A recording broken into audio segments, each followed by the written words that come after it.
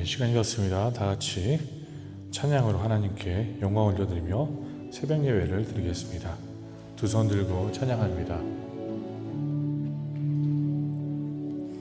두 손 들고 찬양합니다.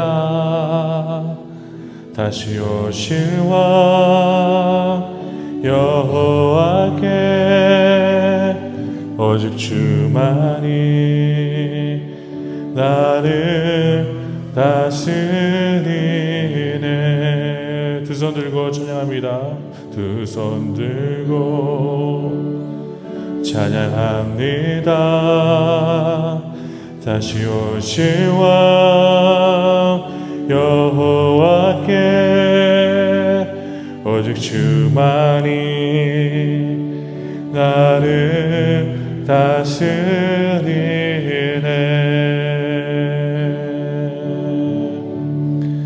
나 주님만을 섬기리 헛된 마음 버리고 성령이 연애여 충만하게 하소서. 주님 앞에 내 생명 드리리라. 두 손 들고 찬양합니다. 다시 오실 왕 여호와께 오직 주만이 나를 다스리네. 나 주님만을 섬기리 나 주님만을 섬기리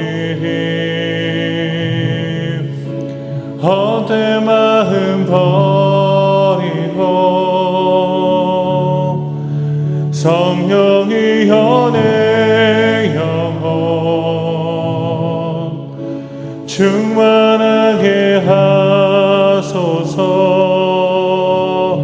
주님 앞에 내 생명 드리리라. 나 주님만을 섬기리 나 주님만을 섬기리 헛된 마음 버리고 성령의 연애 영혼 충만하게 하소서. 주님 앞에 내 생명 드리리라.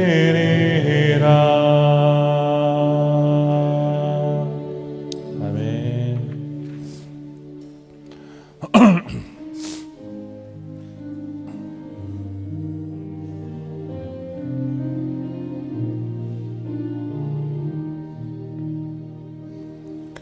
다 표현 못해도 나 표현하리라. 다 고백 못해도 나 고백하리라. 다 할 수 없어도 나 알아가리라. 다 담지 못해도 나 닮아가리라. 다 표현 못해도 다 표현 못해도 나 표현하리라. 다 고백 못해도 나 고백하리라. 다 할 수 없어도 나 알아가리라. 다 닮지 못해도 나 닮아가리라. 그 사랑 얼마나 아름다운지 그 사랑 얼마나 나를 부욕해 하는지 그 사랑 얼마나 크고 놀라운지를 그 사랑 얼마나 나를 감격하게 하는지 다 표현 못해도 나 표현하리라 다 고백 못해도 나 고백하리라 다 알 수 없어도 다 알아가리라 다 닮지 못해도 나 닮아가리라 그 사랑 얼마나 아름다운지 그 사랑 얼마나 나를 부유케 하는지 그 사랑 얼마나 크고 놀라운지는 그 사랑 얼마나 나를 감격하게 하 그 사랑 얼마나 아름다운지 그 사랑 얼마나 나를 부유케 하는지 그 사랑 얼마나 크고 놀라운지를 그 사랑 얼마나 나를 감격하게 하는지 그 사랑 얼마나 그 사랑 얼마나 아름다운지 그 사랑 얼마나 나를 부유케 하는지 그 사랑 얼마나 크고 놀라운지는 그 사랑 얼마나 나를 감격하게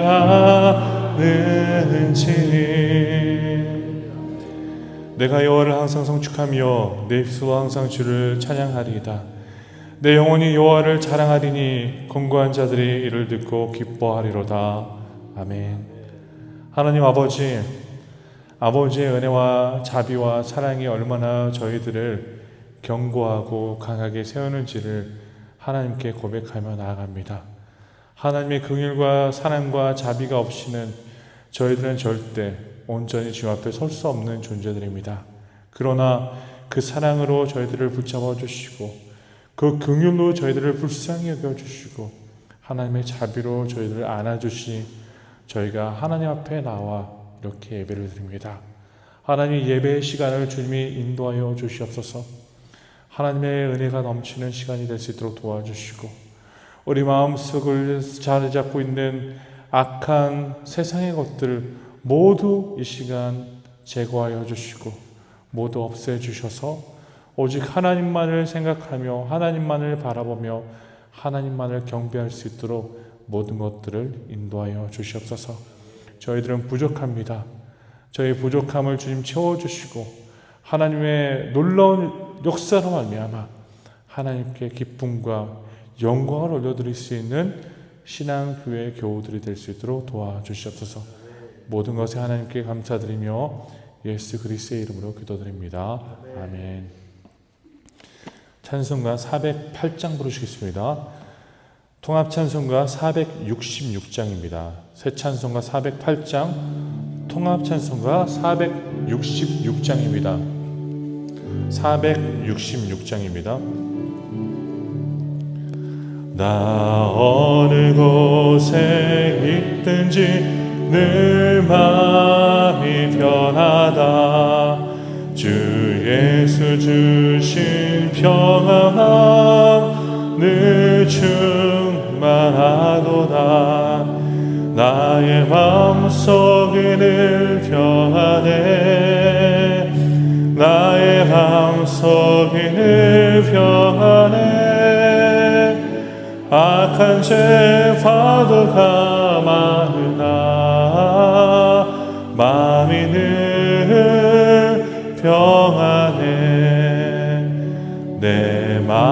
솟는 영생수 한없이 흐르니 목마름 다시 없으며 늘 충만하도다. 나의 마음속이 늘 평안해. 나의 마음속이 늘 평안해. 악한 죄 파도가 많으나 마음이 늘 평안해. 참되신 주의 사랑을 경험치 그 사랑 내 맘 여시고 소망을 주셨네. 나의 마음속이 늘 평안해. 평안해. 악한 죄 파도가 많으나 마음이 늘 평안해. 주 예수 온갖 고난을 왜 몸소 당했나. 주 함께 고난 받으며 멸류관 얻겠네. 나의 마음속이 늘 평안해. 나의 마음속이 늘 평안해. 악한 죄 파도가 많으나 마음이 늘 평안해. 오늘 말씀을 보겠습니다. 오늘 말씀은 마태복음 24장 36절에서 51절까지 있는 말씀 내용입니다. 마태복음 24장입니다. 24장 36절에서 51절까지 있는 말씀 내용입니다. A palavra de hoje está em Evangelho segundo Mateus, capítulo 24, verso 36 ao verso 51. Evangelho segundo Mateus, capítulo 24, verso 36 ao verso 51. 함께 말씀을 교독하겠습니다. 제가 먼저 말씀을 읽겠습니다. 그러나 그날과 그때는 아무도 모르나니 하늘의 천사들도 아들도 모르고 오직 아버지만 아시느니라. 홍수 전에 노아가 방주에 들어가던 날까지 사람들이 먹고 마시고 장가 들고 시집가고 있으면서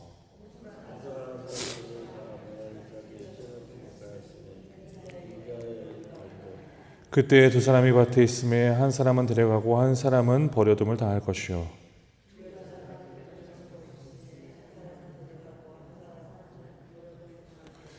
그러므로 깨어있으라. 어느 날에 너희 주가 임하였는지 너희가 알지 못함이니라.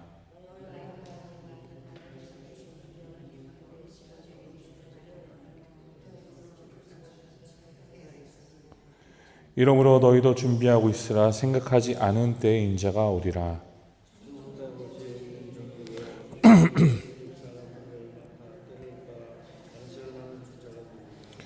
주인이 올 때 그 종이 이렇게 하는 것을 보면 그 종이 복이 있으리로다.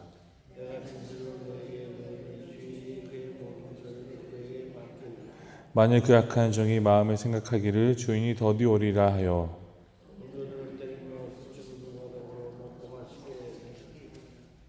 생각하지 않은 날 알지 못하는 시각에 그 종의 주인이 이르러 한 자가 발에 처하리니 거기서 슬피 울며 이를 갈리라. 아멘. 오늘 말씀은 주님이 오시는 때에 관한 내용을 다루고 있습니다.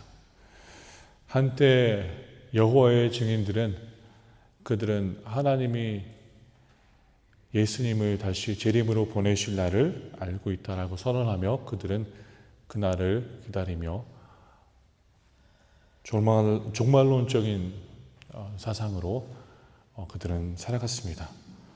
우리는 물론 종말론적인 사상으로 살아가지만 그 날은 우리가 모릅니다. 그러나 그들은 그 날을 안다고 하며 여호와의 증인들은 그날을 예비하며 기다렸다는 것입니다. 오늘 말씀 내용은 분명히 말하고 있습니다. 그날과 그때는 아무도 모르나니라고 말씀을 기록합니다. 우리는 이것을 통하여서 예수님의 재림의 시점을 철저히 오직 하나님만이 알고 계신다라는 것을 말씀을 통해 볼 수 있습니다. 인간이 어떠한 수를 써서 알아갈 수 있는 정확한 날짜는 절대 불가능하다라는 것을 보여주고 있습니다. 즉 이것은 하나님의 주권적인 영역에 속한 재림의 날이라는 것입니다. 우리는 절대 하나님의 오신 날을 계산할 수가 없습니다. 오늘 말씀은 분명히 기록합니다. 그러나 그날과 그때는 아무도 모르나니 그날과 그때는 아무도 모른다라고 분명히 말씀을 보여줍니다. 그리고 말씀 이어서 보면요, 37절 노아의 때와 같이 인자의 임함도 그러하리라. 노아의 때는 어떠한 때였습니까? 하나님이 노아라는 사람을 통하여서 방주를 만들게 하셨고 그 방주를 통하여서 하나님은 어떻게 보면은 그분의 심판을 보여주는 것을 우리는 알 수 있습니다.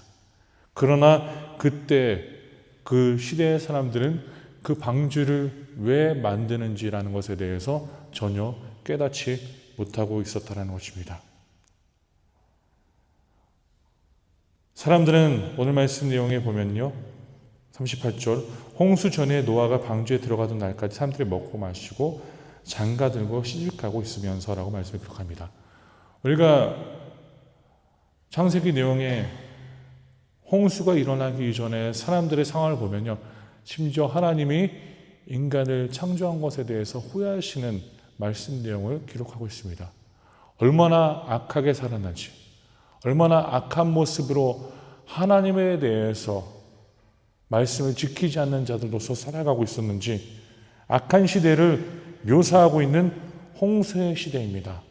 그 홍수의 시대를 가리키면서 그들은 노아 방주가 만들어지고 있는 과정 속에서도 전혀 인식하지 못한 채 그들은 말씀 내용을 통해 장가들며 평범하게 살아가고 있었다는 것입니다. 그들에게 심판은 갑자기 임했다는 것을 보여주고 있습니다. 그들의 죄악은 전혀 죄책감 없이 범해지고 있었다는 것이죠. 우리가 신앙생활에 있어서 영적으로 무지한 것이 얼마나 위험한지를 때로는 깨닫게 됩니다. 영적으로 무지한 삶, 죄가 죄임을 모르고 살아가는 자가 얼마나 그것이 어리석은지를 우리는 신앙생활을 하면서 깨닫게 된다는 것입니다. 그 영적 무지함 시대가 노아 방주의 시대였다는 것입니다. 우리 또한 현 시대를 바라보면서 우리 또한 노아 방주의 시대를 살아가고 있지는 않는가라는 것에 대해서 생각해 보아야 합니다. 우리가 영적으로 무지한 세대 속에서 하나님을 하나님으로 받아들이지 못하고 영적 분별력 없이 살아가고 있지는 않는가라는 것에 대해서 우리는 생각해 봐야 된다는 것입니다.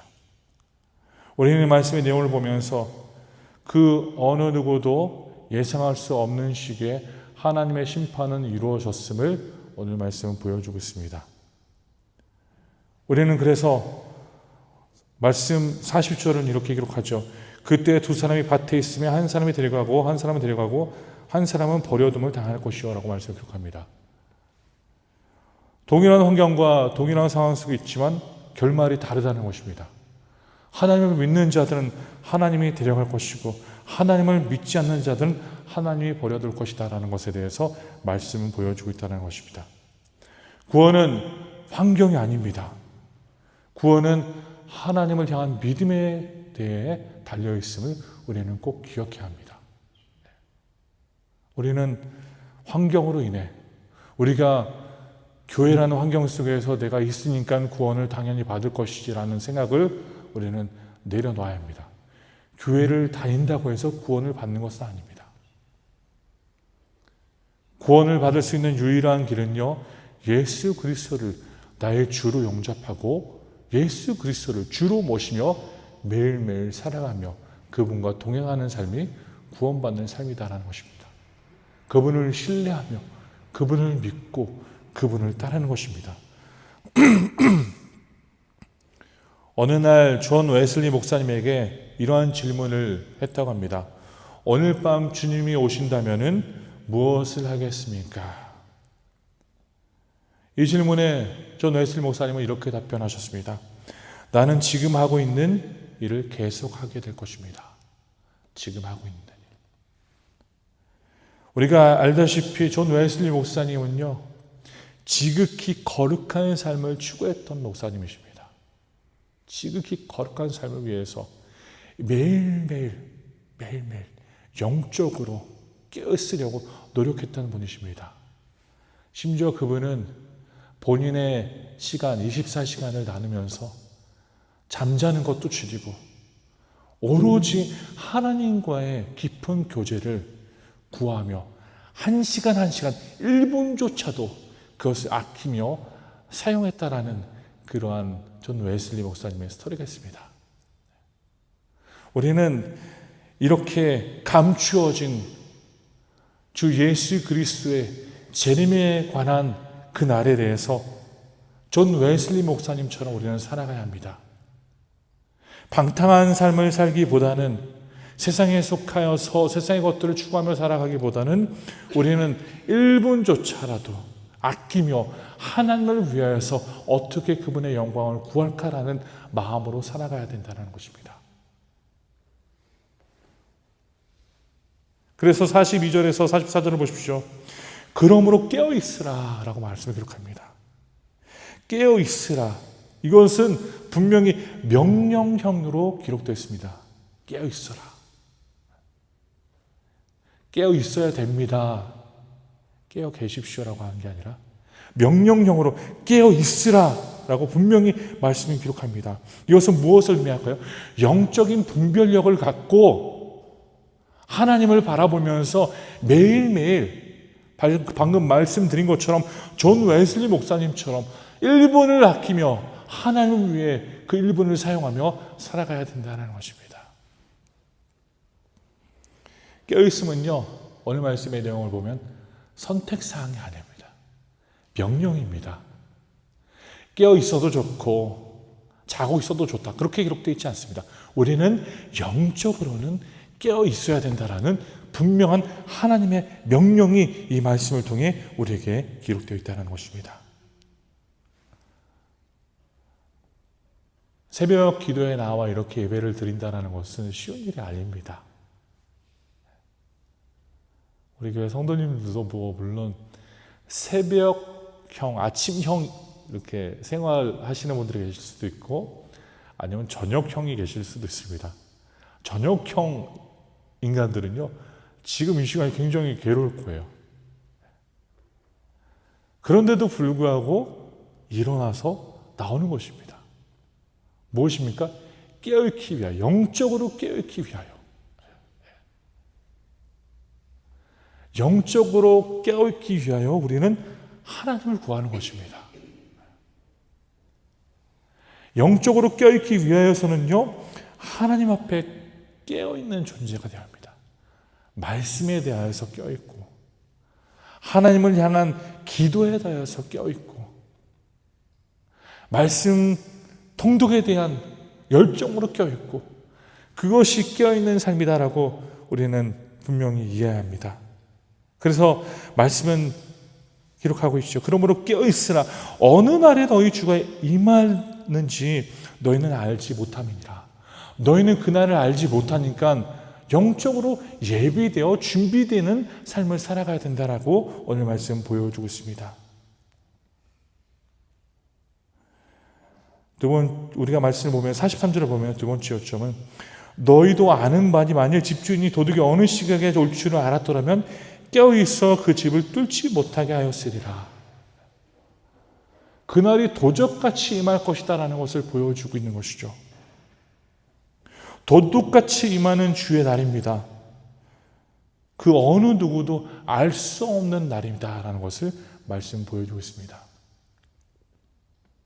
특히 상파울에서 살아가는 저희들은 항상 조심해야 되지 않습니까?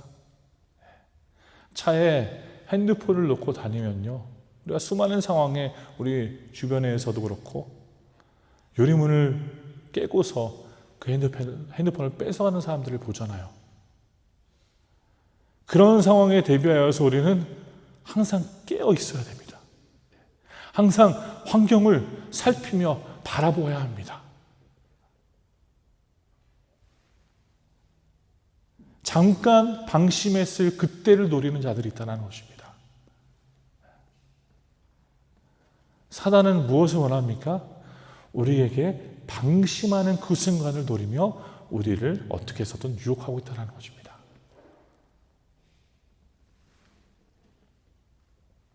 집주인이 오늘 말씀의 내용은요, 도둑이 언제 올지 알았더라면 준비했을 것입니다.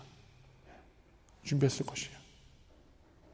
그러나 재림은요, 예상이 불가능한 순간에 임한다는 것을 우리는 꼭 기억해야 합니다. 그래서 우리는 어떻게 살아야 될까요? 깨어 있어야 합니다. 깨어 있는 것을 떠나서 우리는 항상 준비된 삶을 살아야 된다는 것이죠. 하나님의 독생자 예수 그리스도가 재림하시는 그날을 우리는 매일매일 준비된 자로서 기다려야 된다는 것입니다. 군인들이 그러한 삶을 살지 않습니까? 군인들은 항상 어느 부대에서든지 준비하면서 전쟁을 기대하고 기다리고 있습니다. 언제 어떤 상황에서 전쟁이 이루어질지 모르니까. 그리고 그런 훈련이 있잖아요. 최대한 빨리 준비해서 완전 정비를 다해서, 무장을 다해서 나가는 준비. 우리는 항상 깨어 있어야 합니다. 깨어 있다라는 것은 무엇입니까? 어떠한 상황 속에서도 성도님들이 말씀을 지키며 살아가는 것입니다. 준비된 삶은 어떤 삶이다라고 이해할 수 있을까요? 하나님께 나아가는 삶이다라고 이해할 수 있습니다.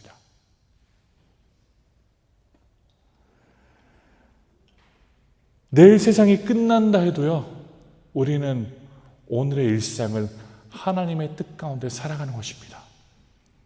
마틴 루터 목사님이 그런 삶을 살았잖아요. 그는 이런 말을 해서 내일 세상이 끝난다 해도 나는 오늘 사과 나무를 심겠다라는 그러한 명언을 남겼습니다. 그것은 무엇입니까? 내일 세상이 끝날지라도 나는 철저하게 꾸준하게 하나님의 뜻을 이루어 나가며 그 삶을 온전히 살겠다라고 표현하는 것과 마찬가지입니다. 맡겨진 일에 대해서 충성을 다하여서 섬기겠다는 것입니다. 항상 준비된 삶은요, 어떤 삶이다라고 이해할 수 있을까요? 충성되어 준비된 삶이다라고 이해할 수 있습니다. 45절의 말씀을 보십시오.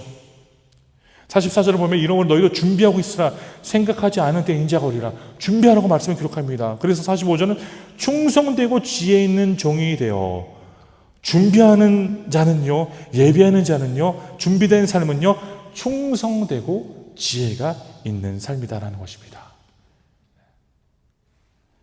그래서 충성되고 지혜가 있는 삶, 지혜가 있는 종은요, 맡겨진 일에 대해서 어떤 상황 속에서도 이루어 나갑니다.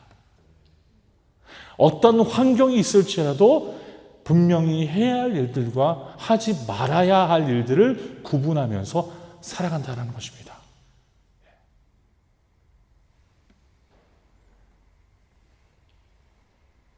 말씀을 보십시오. 말씀 45절, 충성되고 지혜 있는 종이 되어 주인에게 그 집사람들을 맡아 때를 따라 양식을 나눠줄 자가 누구냐. 주인이 올 때 그 종이 이렇게 하는 것을 보면 그 종이 복이 있으리로다. 끝까지 하나님의 뜻을 이루어 나가는 존재들입니다.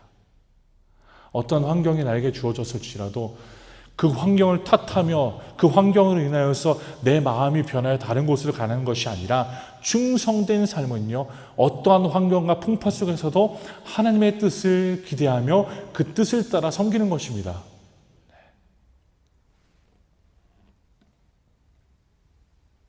48절을 보세요. 만일 그 악한 종이 마음에 생각하기를 주인이 더디 오라 하여 동료들을 때리며 술 친구들과 더불어 먹고 마시게 되면 생각하지 않는 날 알지 못하는 시각에 그 종의 주인이 이르러 엄히 때리고 외식하는 자가 받는 벌이 처하리니 거기서 슬피 울며 이를 갈리라 라고 말씀을 기록하고 있습니다. 악한 종은요, 어떤 생각을 할까요? 머리를 굴리는 거예요. 지난주에도 말씀을 드렸잖아요. 신앙생활은 계산하는 것이 아닙니다라고 말씀드렸습니다. 신앙생활은 계산이 아니라 그냥 하나님을 신뢰하고 믿고 따르는 것입니다. 내가 계산해서 이렇게 하면 하나님을 따르는 것이 맞고 이럴 때는 내가 원하는 방향으로 하는 것이 맞다. 그게 아닙니다. 그래서 이런 종을 말하잖아요. 어리석은 종과 충성된 종을 비교하면서 보여주고 있잖아요. 충성된 종은요, 어떤 환경 속에서 끝까지 그 일들을 풀어나갑니다. 그러나 어리석은 종은요, 머리를 굴립니다. 이럴 때에는 안 해도 되겠지.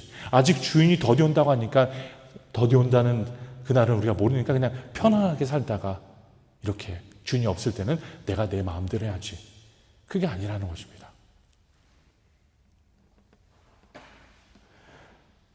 마찬가지입니다. 우리가 은밀하게 혼자 있을 때 보여주는 행위가 진정 우리의 모습이다라고 말합니다. 교회에서요, 충분히 우리는 성도처럼 살아갈 수가 있습니다. 성도인 척하면서 살아갈 수가 있다는 것입니다. 그러나 성도님이 혼자 있을 그때, 나를 아는 자들이 없는 그 환경 속에서 성도님은 어떻게 살아가고 있습니까? 충성된 사람은요, 맡겨진 사명에 대해서 끝까지 책임지며 성도의 온전한 본성을 드러내며 살아가는 자들입니다. 그러나 오늘 말씀의 내용처럼 48절의 내용, 악한 종은요, 자신의 계산에 자신의 삶을 맡기며 주인이 더디올 것을 생각하면서 본인이 원하는 대로 살아가는 자를 말하고 있다는 것입니다. 오늘 말씀을 통하여서 우리는 꼭 한 가지를 기억해야 합니다. 주님이 오실 그날을 그 어느 누구도 모른다. 그렇게 우리는요, 어떻게 살아야 될까요? 하나님의 말씀에 깨어있는 자처럼, 깨어있는 자가 되어서 항상 준비하고 충성되어서 하나님이 오실, 예수 그리스도가 오실 그날을 기대하며 살아가야 된다는 것입니다. 오늘 말씀이 저희들에게 교훈하는 바입니다. 주님이 오실 그날을 우리는 기대하며 그 가운데 충성된 자로서 준비된 삶을 갖고 하나님을 섬겨야 합니다. 그러한 삶이 우리 신앙교회 성도님들의 삶이 되기를 간절히 소원합니다. 이 시간 다 같이 기도하겠습니다. 이 시간 기도하실 때 하나님의 말씀을 놓고 기도하겠습니다. 하나님, 오늘도 저희들에게 하나님의 말씀을 주시며 감사합니다. 우리가 어떠한 상황 속에서도 시대를 분별할 수 있도록 도와주시고, 우리가 하나님의 말씀에 근거하여서 준비된 삶을 살 수 있도록 도와주시고, 충성되어 하나님의 뜻을 이루어 나가며 주님이 오시는 그날에 착하고 충성된 종으로서 쓰임받도록 하여 주시옵소서, 칭찬받도록 하여 주시옵소서라고 이 시간 다 같이 함께 고백하며 기도하겠습니다. 하나님 감사합니다. 오늘도 귀한 주님의 말씀을